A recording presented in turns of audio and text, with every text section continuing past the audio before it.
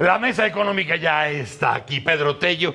Broso, muy buenos días. Buenos días, José Luis de la Cruz. Muy buenos días. Oye, íbamos a que la Semana Santa venía tranquila. No viene tranquila. Ya vieron ustedes lo de Bélgica.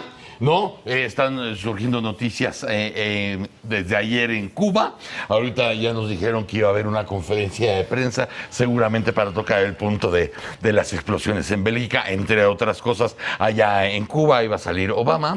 Y también me comentaban ustedes que ya estaban ustedes echando chisme de lo que podría representarle a Trump en su discurso esto que acaba de pasar en Bruselas. Pues mira, finalmente, comentando con José Luis, este tipo de actos terroristas abonan finalmente a ese tipo de discurso confrontador, segregacionista, incluso de cuestionamiento a los inmigrantes, ¿no? Yo creo que habrá que ver en los próximos días quién capitaliza mejor este tipo de acontecimientos, si los que articulan el discurso de Donald Trump o los detractores de Donald Trump, por cuanto al impacto que tiene justamente el crear condiciones tan poco favorables para quienes emigran a otros países en busca de oportunidades. Y en Estados Unidos eso es hablar del 50-50. Por supuesto que sí. O sea, los amigos del revólver y los otros que creen en más colores, ¿no? Texas y California son, diría yo, los espacios más polarizados a este respecto en Estados Unidos. Así que son acontecimientos que sin duda alguna generan otro foco de tensión en Europa, otro motivo para crear tensión en los mercados financieros, y habrá que ver cómo reaccionan las bolsas de valores hoy, cómo reaccionan los tipos de cambio hoy y qué ocurre con las inversiones en Europa, que parecía que empezaban a regresar, pero con acontecimientos como esto, más las tensiones económicas que se han venido acumulando en Grecia, en España, en Portugal, en Italia, en Francia, en la propia Gran Bretaña, pues genera nuevamente un ambiente de incertidumbre, de problemas. De todas maneras, nosotros seguiremos mal, ¿no? Yo creo que para México, lo cual nos da una gran certeza, eso nos da una gran certidumbre. Nosotros seguiremos mal. Seguiremos creciendo poco, seguiremos creciendo de una manera concentrada a escala regional entre sectores económicos y empresas, y seguiremos teniendo cada vez menor espacio disponible para atender las legítimas aspiraciones que al interior de los hogares existen y que entre los jóvenes que están formándose para incorporarse al mercado laboral próximamente se van creando a lo largo de su propia preparación académica. Así que sí, para la economía mexicana, yo creo que ese tipo de acontecimientos lo que hacen es ensombrecer el ya de por sí complicado panorama económico interno y agregar nubes que seguramente van a hacer más complicado nuestro tránsito por este ya de por sí difícil 2016, que solamente para concluir esta primera participación, Broso, diría yo que no olvidemos que 2016 arrancó con un recorte presupuestal importante en las finanzas públicas, en las finanzas de petróleos mexicanos, con estados de la República que tienen niveles de endeudamiento importantes y problemas para el pago a proveedores que se han ido acumulando, y con familias que gracias a lo que fue el aprovechamiento del crédito en los meses y años previos, hoy empiezan a tener problemas de pago porque la capacidad para generar empleos se empieza a comprimir paulatina pero consistentemente. Así que el panorama económico nacional no luce despejado y tampoco parece que en las próximas semanas o meses esto vaya a modificarse sustantivamente. Ahorita muchas cosas ya están escupiendo negro por cuestión de las épocas y porque ya no hay manera de dorar la píldora como en Europa. En Europa nos decía este compañero Zúñiga, nos decía, mira, todo lo que por años fue la mano de obra que necesitaban los europeos y que estuvieron trayendo de otros países y que se volvieron generaciones de familias trabajando, haciendo sus trabajos que ningún europeo quería hacer y que no tenía necesidad de hacer. Eso en el lado europeo, hasta que llega un momento en que ya se vuelve zona euro, ya no necesitas la mano de obra, porque tienes que darle la prioridad a todo aquel ciudadano euro, en primer lugar, ¿no? Pero también se da lo mismo con Estados Unidos ahora. No empieza a verse más lógica la ocasión, pase lo que pase en Estados Unidos, ya sea con los demócratas o los republicanos, donde donde México y Estados Unidos suena más lógico que empiecen a bailar el mismo valsecito o que haya ese acercamiento casi de necesidad por la moneda, por la mano de obra, por la inseguridad, por el terrorismo. No empezará a cumplirse un poco el principio de América para los americanos. Bueno, yo creo que en primera instancia, tomando la parte de Europa, deja varias lecciones. Primero, esta cadena de errores que hoy estamos viendo sus consecuencias nos marcan primero.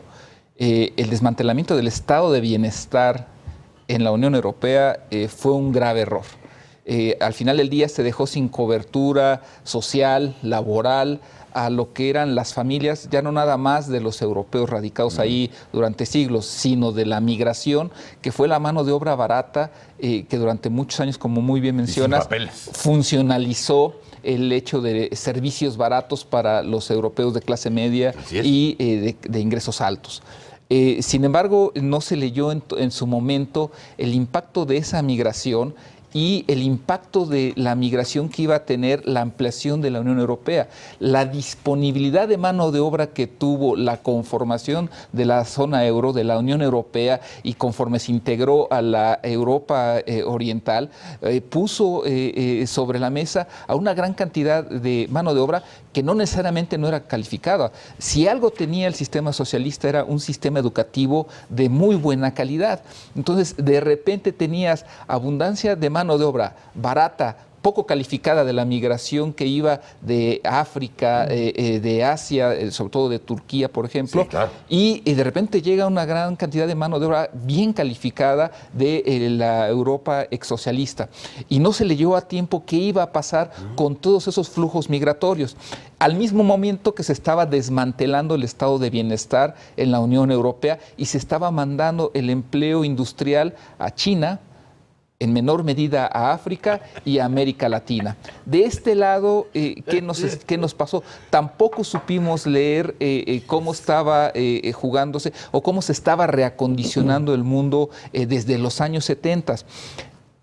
Al final del día, lo que ahorita estamos enfrentando es, en los 70, el desmantelamiento del capitalismo de Estado, sí, en donde se promovía la producción interna en los países a través de las acciones de gobierno hacia un capitalismo transnacional. En realidad nos centramos mucho en aquellas épocas en capitalismo versus socialismo versus comunismo, cuando en realidad lo que estaba ocurriendo con una intensidad quizá más baja, pero también que acabó dominando lo que hoy es el mundo, es cómo las grandes corporaciones iban a ir reubicando su fabricación y con ello el empleo, las inversiones y las condiciones de estabilidad social a lo largo y ancho del mundo. Hoy estamos viendo cómo ese capitalismo transnacional, en donde grandes empresas pueden producir en Bangladesh, en China, en la India, dando empleo por allá, sacando ese empleo de sus países, en donde para ellos no es demasiado problema eso, hoy cómo eso se traslada en problemas sociales, en problemas políticos,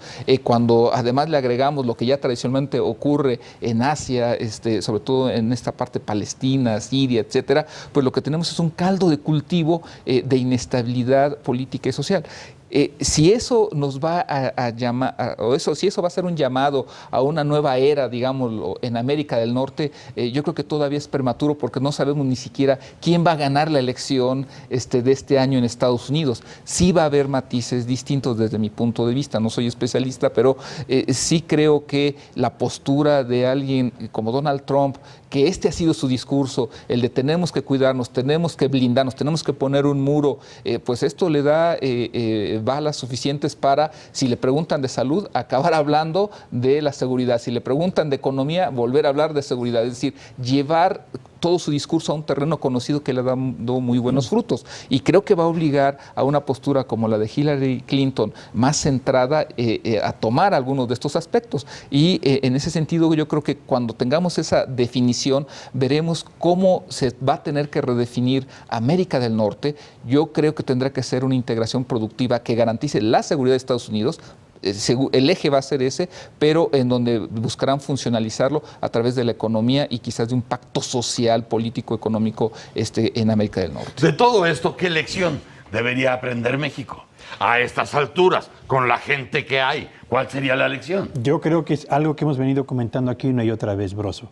En la medida en la que dejas al abandono a tus dos sectores generadores de riqueza, que es el campo, sector agropecuario, y la actividad industrial, en esa medida la capacidad para definir tu propio rumbo y el ritmo al que quieres avanzar en materia económica para empezar a satisfacer necesidades colectivas, lo haces dependiente de lo que ocurre más allá de tus fronteras.